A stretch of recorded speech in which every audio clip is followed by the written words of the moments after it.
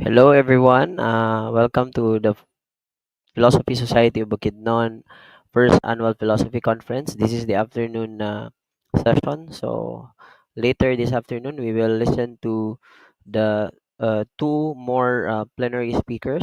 Okay, the third and the fourth plenary speaker, and then we will also have a parallel session in between. Okay, so I'll be taking some cues from the MC there in the auditorium here at Central Mindanao University at the auditorium, and then we will start with the third introduction of the third plenary speaker, and then we will listen to him. Okay, we will have an open forum, and then you may ask your questions, here in this YouTube live stream. You can comment, and then and then we will proceed. No? So just hold on and wait for to listen to our third third speaker.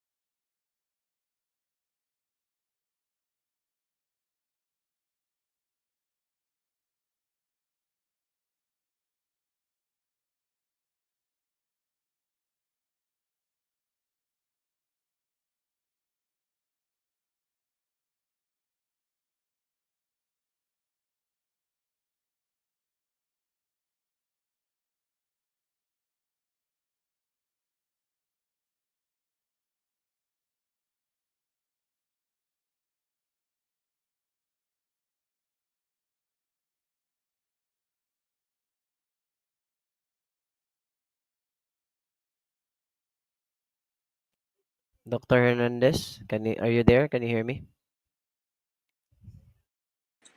Yes, Or yes, sir. Yes, sir. you're now live, sir. You can now address the audience here at CME Auditorium. Thank you. Okay. Thank you, Professor Joffer Manina. You're So, already introduced, sir. okay, You're already introduced. Thank you. thank you. So good afternoon, everyone.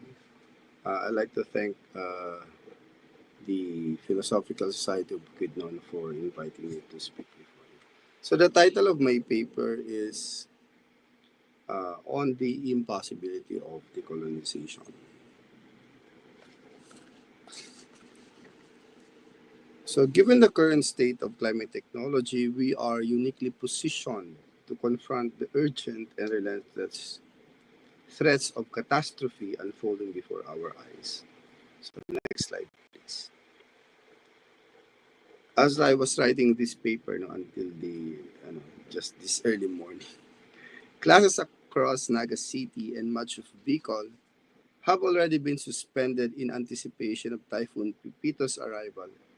The anxiety that swept through the region during last month's devastating floods, unprecedented in both Naga City and the Bicol River Basin on October 22, has only intensified with the approach of a potentially stronger storm.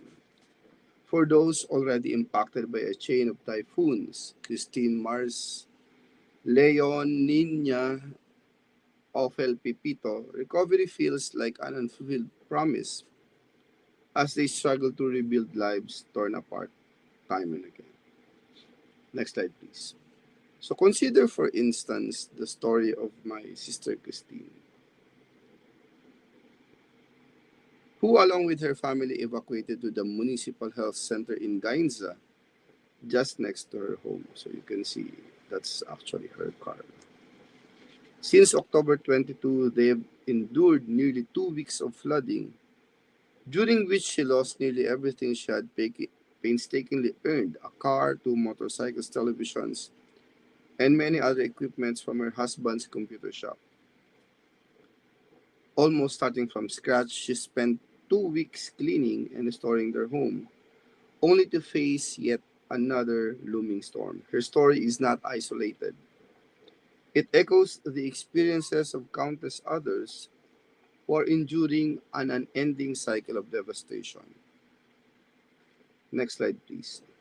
The threat of another typhoon feels like a weight too heavy to bear. In this harsh reality, we must question not only how to respond to these disasters, next slide please, but also how to prevent them from becoming the norm for those in the front lines of climate change.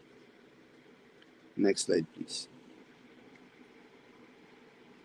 So I begin with this first-hand account of catastrophe to underscore what's truly at stake in any philosophical reflection on the environment today. When paired with a discourse on indigeneity, we are compelled to rethink our most basic beliefs about existence itself, an existence seemingly teetering at the edge of end times.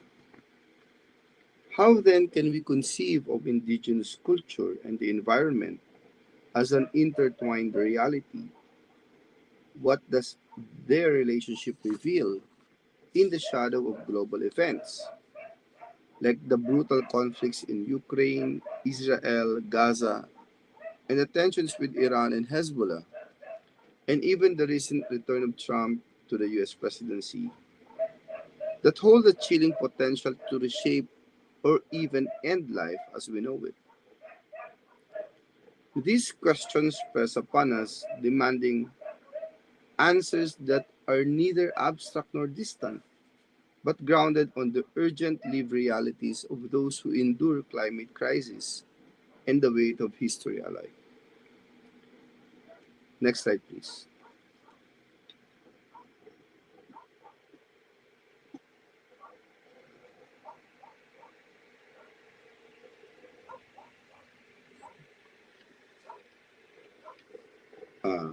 Back mo na lang.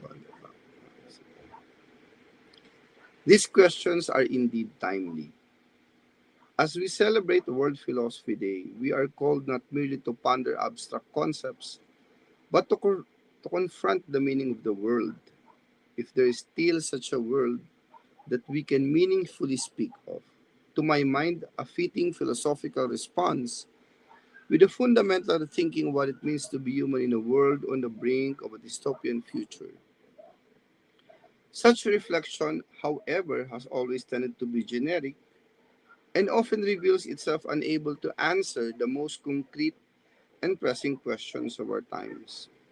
Next slide, please. The philosopher Martin Heidegger, for instance, in identifying the essence of man's being in the world as dwelling, provided the ground for appreciating human existence as fundamentally free from the machination and the inframing occasioned by the rule and domination of techne, taken here as a mode of revealing whereby beings can be ordered, arranged, and made readily available for utility as a standing reserve. Dwelling, which he identifies with poesis, is a mode of life when one lets things to be in their being so that they can attain their own full essence or nature.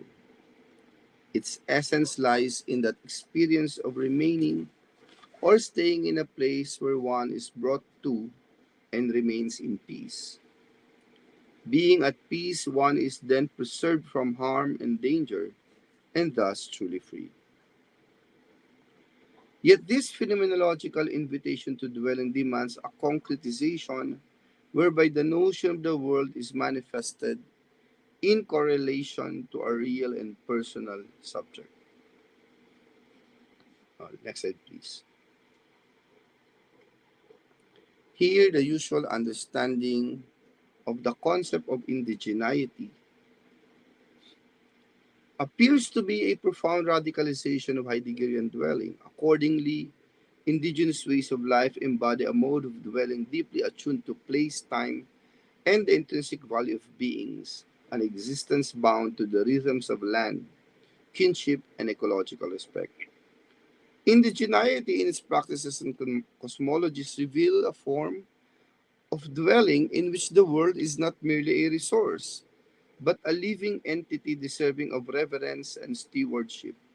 In this sense, indigeneity provides a lived example of Heidegger's notion of dwelling, actualizing a relationship with the world apart from the commodification occasioned by modernity. For indigenous cultures, the world is not an abstract construct, but a lived reality, one in which beings are allowed to exist in their essence and are recognized as part of an interdependent web. To embrace indigeneity as a concretization of Heidegger's concept is to glimpse a way of life that calls us to both respect and protect the world, an urgent necessity as we face the cumulative crisis of environmental degradation and cultural erasure. It must be evident at this point that the above interpretation of the relation between indigeneity and the environment by way of Heideggerian dwelling only represents a traditional, even naive understanding. Working upon this interpretation as a primary layer of reading, however, I intend to radicalize this understanding of indigeneity by examining its desirability as a ground for environmental discourse, specifically in these apocalyptic times. The pressing need to discern paths for collective human survival necessitates a planetary perspective that must trump over the stubborn limits of the capitalist structure of the modern nation state. In this regard, this paper institutes an attempt to think through this dilemma by looking at the discourse of indigeneity in the Philippine context as a possible emancipatory corrective to the social and political ills inherited from the country's long history of Western and even Asian colonialism. So, next slide, please.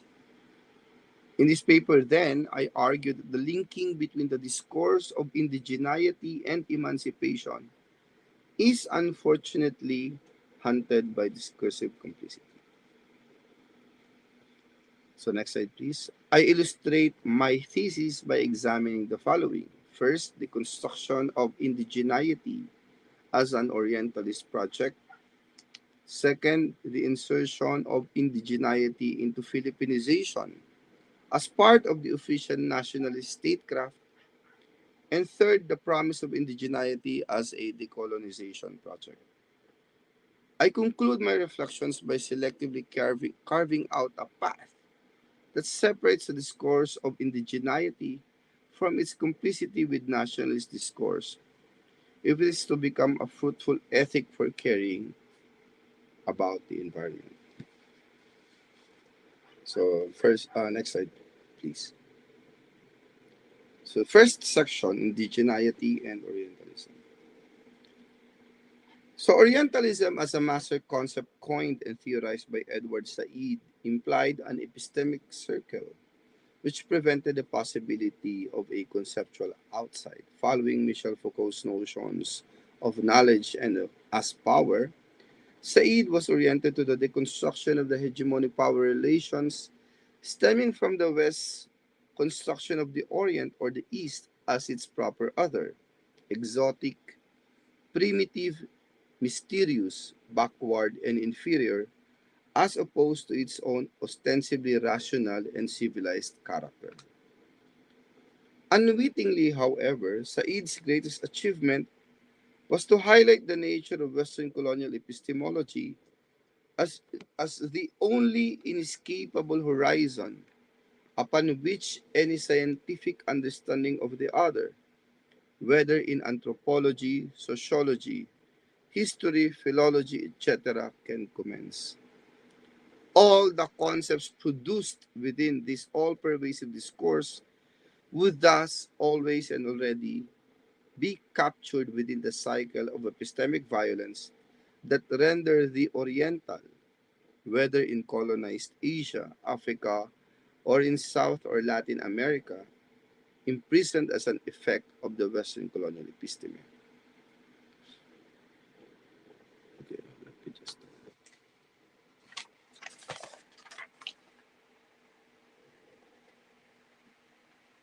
So, in this regard, the employment of the concept indigeneity as a counter concept against Western colonialism risks remaining captured within an Orientalist discourse which is precisely designed to suppress it.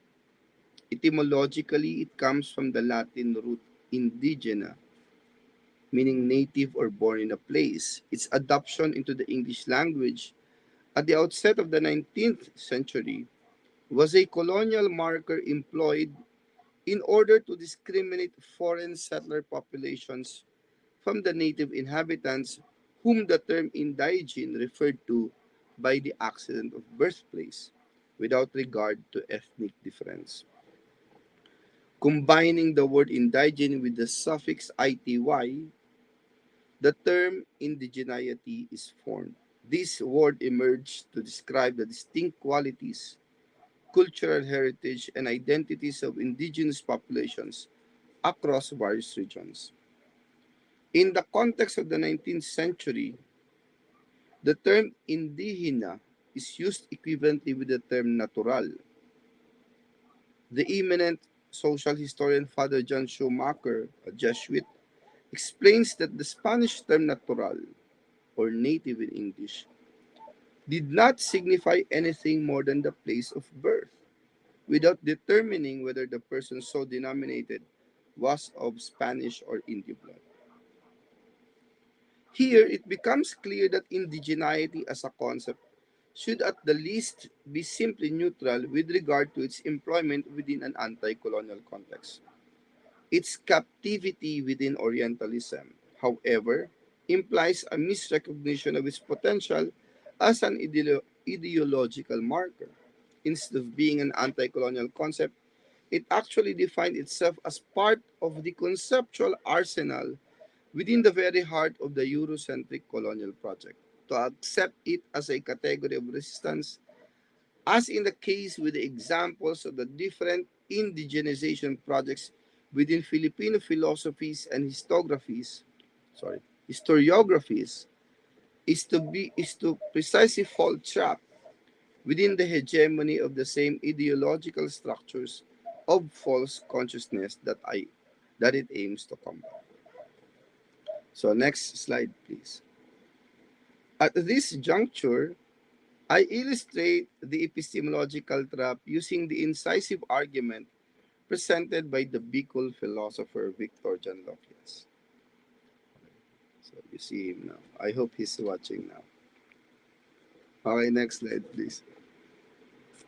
In his award winning essay, Locke contends that the language of indigeneity in Filipino philosophies transforms thinking into an anti colonial enterprise by positioning identities against the Eurocentric structures of Western philosophy. He asserts, yet in each mode of indigenization, philosophizing has been showcased as a critical enterprise in the particularization or translocation of philosophy into the material conditions of thought itself. Locke thus frames identity assertions as coterminous with social praxis. Philosophy becomes an active engagement with the material conditions unique to various social and historical contexts.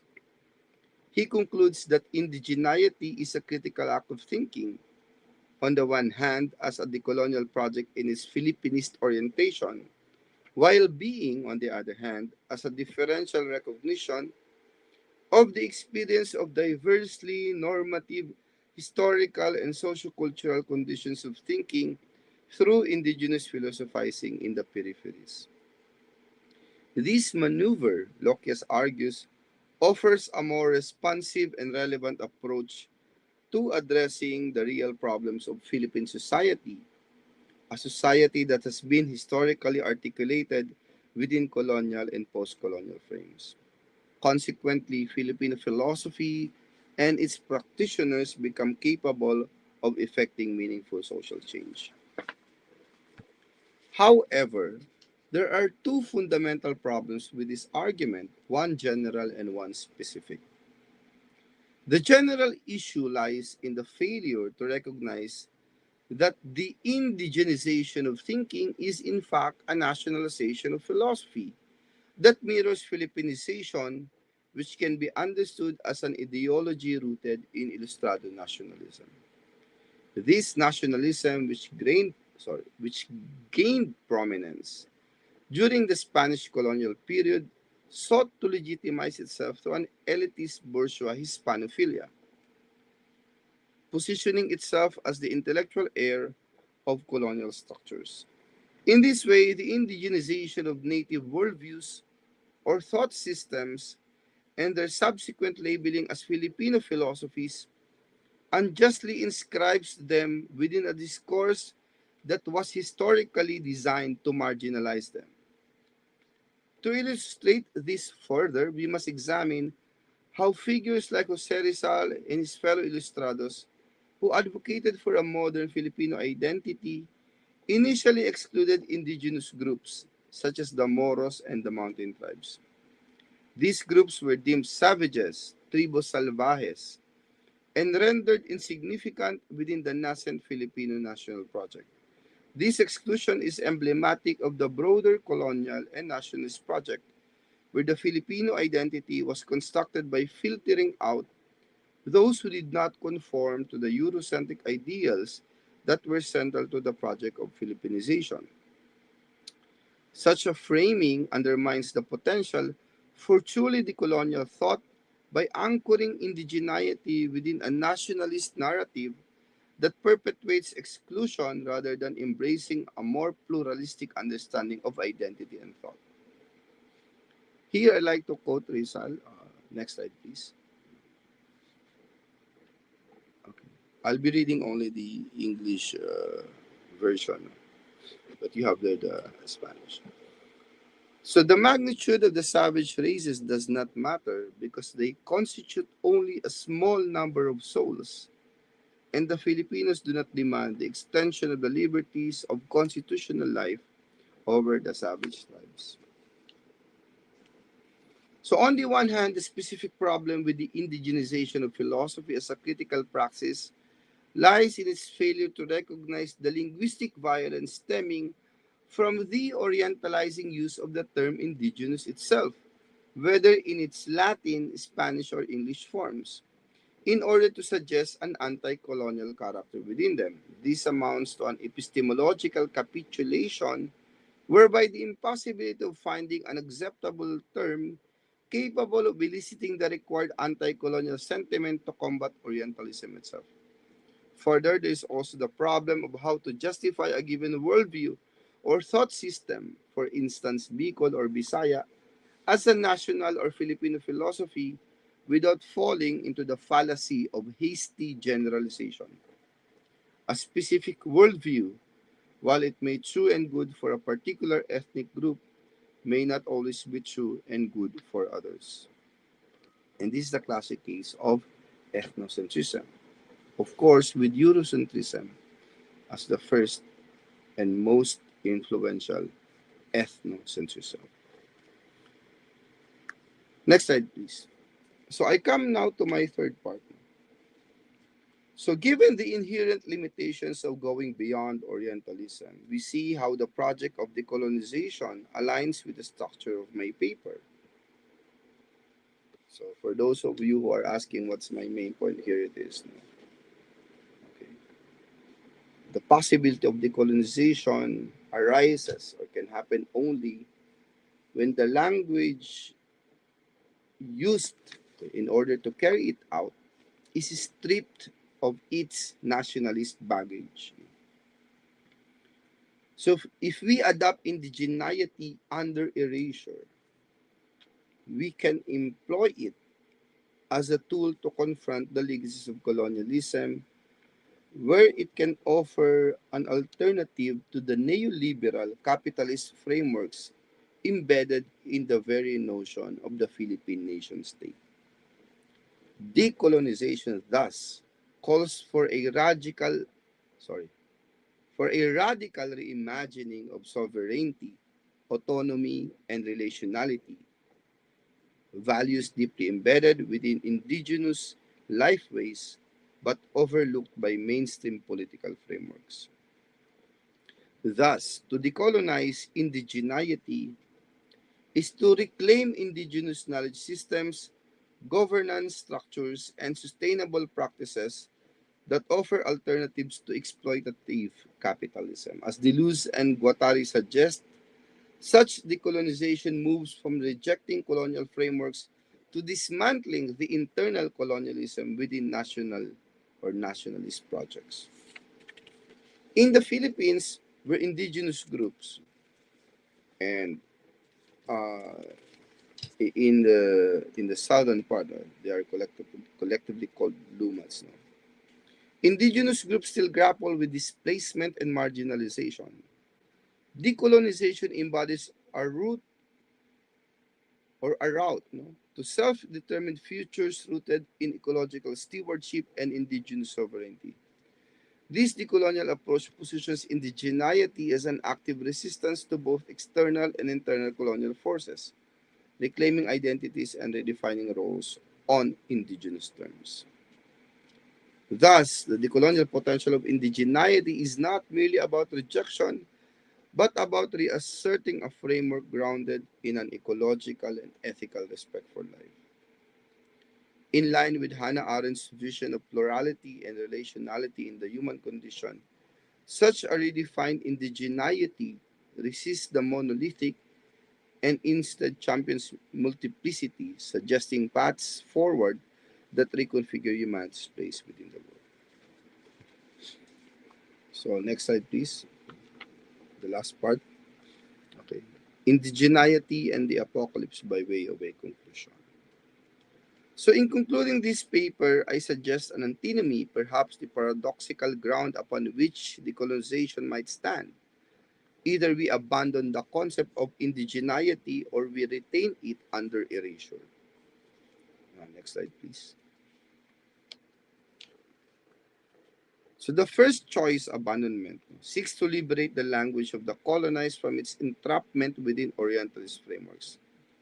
As Fanon argues, colonial violence is not merely physical, but first and foremost linguistic and conceptual. It ensnares the colonized in the very terms of their oppression, as Fanon would say in The Wretched of the Earth. Renouncing the language and imagery that Orientalism imposes allows for a reclaimed agency, a liberation not just of the body, but of thought itself. To abandon indigeneity, then, is to escape the discursive limits set by colonial power and to find pathways to a future unbound by imperial narratives. The second choice, retaining indigeneity under erasure, resides in a Derridean or deconstructive gesture. Recognizing that to write under erasure is to use the term while acknowledging its limitations and complexities. This approach allows indigeneity to act as a trace, a point of origin but not a permanent structure, offering a space to navigate the colonial past without succumbing to its ideological closures.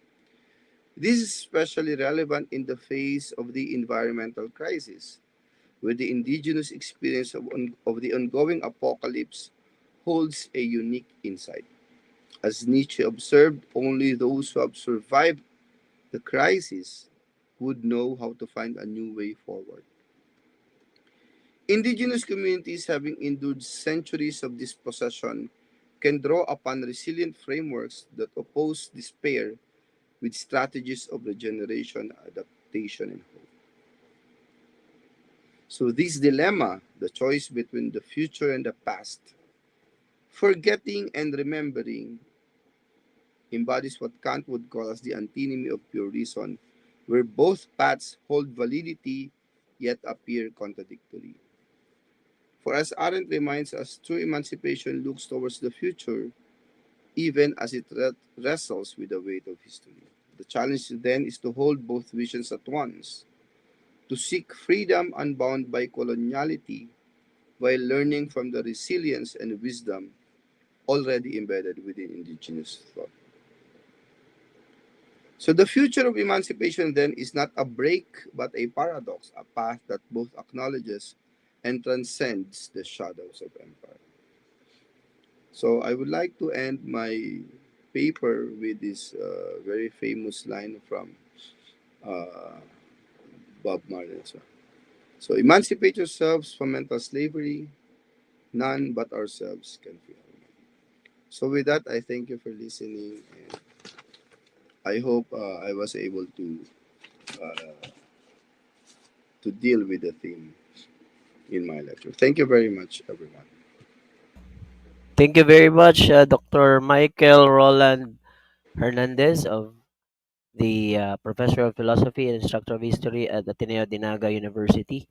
Dr. Hernandez, you have you have given us a very wonderful talk and lecture. We've learned a lot, no, and the audience right now from different universities all around the country are in the auditorium of the Central Mindanao University College of Arts and Science Extension building right now, listening, who have listened to you, and for sure they have questions or they would want to give comments. And I have to because I'm controlling here online, so I have to take the cue or maybe get the questions from the MC there. So it would take time, so I have to look at the Facebook Messenger for the questions if there are any. So let me just go to the Facebook Messenger so that if there are questions, then um, so to those who are listening in the audience, please ask your questions. You may relay it to the MC, no, there at the auditorium, no, and the MC will relay it to me via Facebook Messenger. Yeah. So let's just wait. All right. So do we have any comments or questions from the audience there? And if you're watching online, then you could just directly give your question or comment in the comment section here in YouTube, right? So you may ask right away so that I could just read it here. Okay. Meron po tayong comment section diyan sa YouTube. Pwede niyo na agad itanong, no? And then I will just recognize it from here. Okay, well,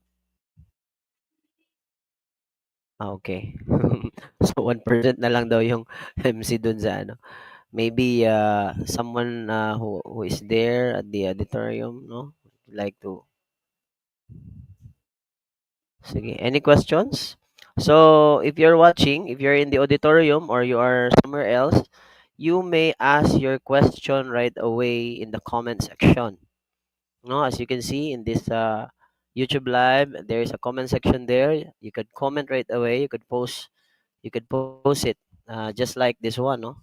So now you can see uh, the comment there, and then yes, Ma'am Casey, kindly ask them to comment or give their questions in the comment section there at sa YouTube live natin para at least we could see it from here. No, kita namin ni Dr. Hernandez and yun nga para ma-recognize and ma-address niya agad.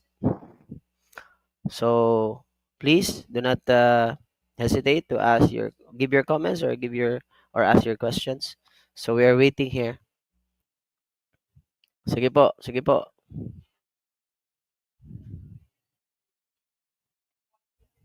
Okay. So shout out to all who are watching. There are 31, I think, who are watching right now the live stream. Shout out to all of you. If you want to give your comments, you are free to do so in the comment section of this YouTube live, and also ask your questions right away. Because after this, we will be giving the certificate to Dr. Hernandez, and then we will move on to the afternoon breakout session before the final plenary. Okay? So parang ganito po, kung makikita nyo, for example, Mr. James Badillos no commented and greeted Dr. Hernandez no. Parang ganyan po kasi ano ko lang i-show ko lang para makita mabasa namin from here. Okay. Shout out daw sa mga estudyante ko nanonood, no? Oh, Yes, shout out daw class. sa estudyante ni Okay, shout out din sa mga estudyante ko na nanonood from Bukidnon State University.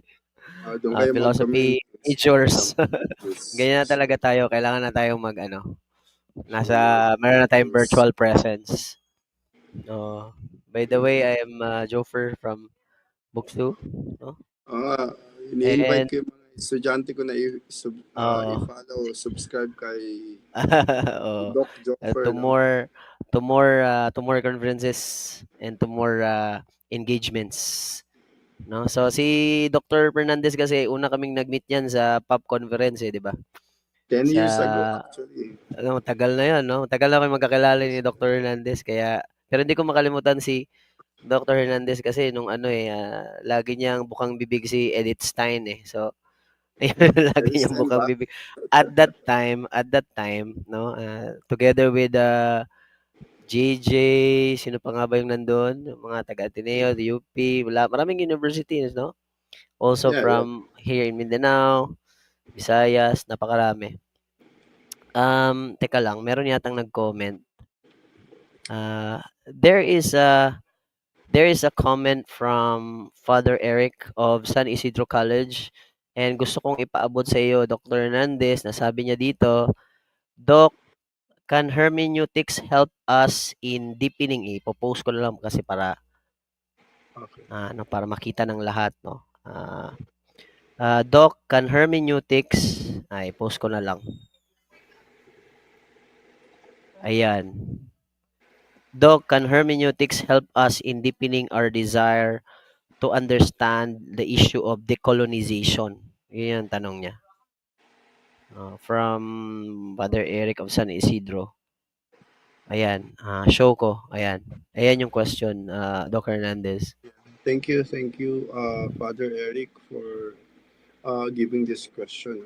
Actually, the question sounds simple, but it's not. So you talk about hermeneutics, and if you are talking about hermeneutics, it's not a it's not it's not one theory. It's not one. There are many forms of hermeneutics, but definitely, the moment we try to understand decolonization with reference to the concrete experiences of people who are under colonial oppression, under colonial subjugation, then the interpretation of their situation, of course, would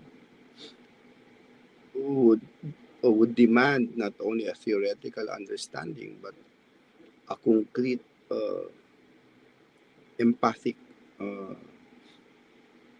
a concrete empathic engagement with with their plight. No? So the answer to this question is yes, deepening our desire.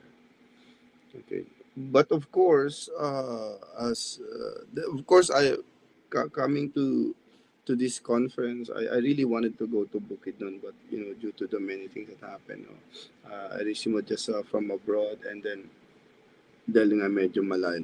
I'm from Naga City. I had to like uh, add 2 more days of travel. Sabi ko, kung pwede mag-online na lang. But bago nagkaroon ng bagyo, nakita niyo naman yung mga picture. No? Kaya nga. Uh, I was really doing a lot of research on this. And unfortunately, yun nga, dahil bumagyo, I had to cut, some of this. So, but I really, really read a lot. I had to go in through Mignolo, yung mga trending ngayon na decoloniality. Pero actually, ang dami nila. No?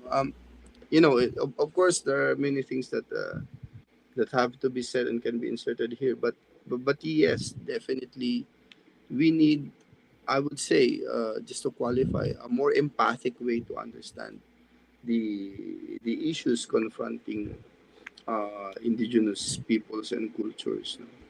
And All right. again, I like to emphasize that my although provocative siya, I hope, no, that the very problem threatening the indigenous way of life is precisely the neo-capitalist structure of the nation state.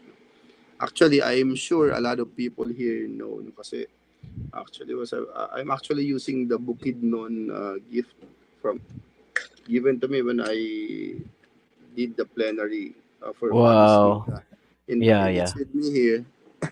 And Wow. hindi ko Kailangan mo nga kasi talaga makapunta mapakita. dito, Doc. Yeah, I've been there once sa Cagayan, but Siguro ayun, sa next na conference, Doc, no? Makapunta yeah, ka na dito, no? definitely.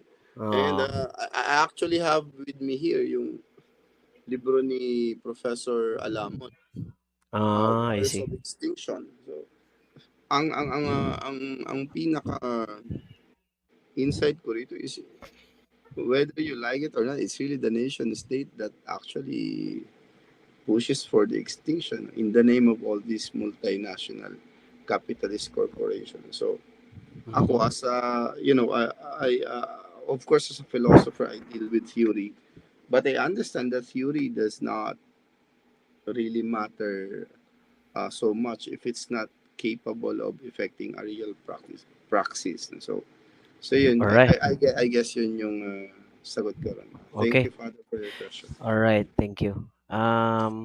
Thank you very much, Dr. Hernandez, for responding to the question. I think that's the only question that we have, considering that after this, we will be having the parallel breakout session in the afternoon. So, before we go and before we proceed, I would like to present itong ano, Doc Fernandez, no? Siyempre, may certificate, no? Very important that we'd like to present to you, no? So, can you see the screen? I have to read this, eh. It has to be legit. So, Dr. Hernandez, the Philosophy of Society of Bukidnon Incorporated, in collaboration with Bukidnon State University, Central Mindanao University, and San Isidro, and San Isidro College, hereby presents this certificate of recognition given to you, Michael Roland F. Hernandez, for being a plenary speaker during the PSBI's inaugural national conference with the theme Exploring Philosophy Along Indigenous Culture and the Environment. held on the 15th of November 2024 at Central Mindanao University, Musuan, Maramag Bukidnon, signed by our president, Arnel Morte. Congratulations and thank you very much, Dr. Hernandez, no? For alam namin na maraming bagyo dyan sa Luzon pero you're still here at you also invited your students and pinaunlakan mo ang aming imbitasyon at you have really prepared and shared your knowledge and experience, especially for the love of philosophy. So, ayan, Doc. No? So, Thank you very accept. much, Prof, and Uh, to PSBI. No? Hopefully, we'll be able to see each other soon in see each more. other soon. Thank So, you. Thank you. thank you very much once again and see you soon, sir, no? When I get to Manila or Yeah, okay. sa ibang mga Nagpe-prepare conference. kami, may bagong bagyo na naman eh. Okay. Nagpe-prepare. So, ingat lang dyan, Dr. Hernandez, no? So, thank you, thank you. I'll go kasi punta pa ako doon sa oral session. Thank you.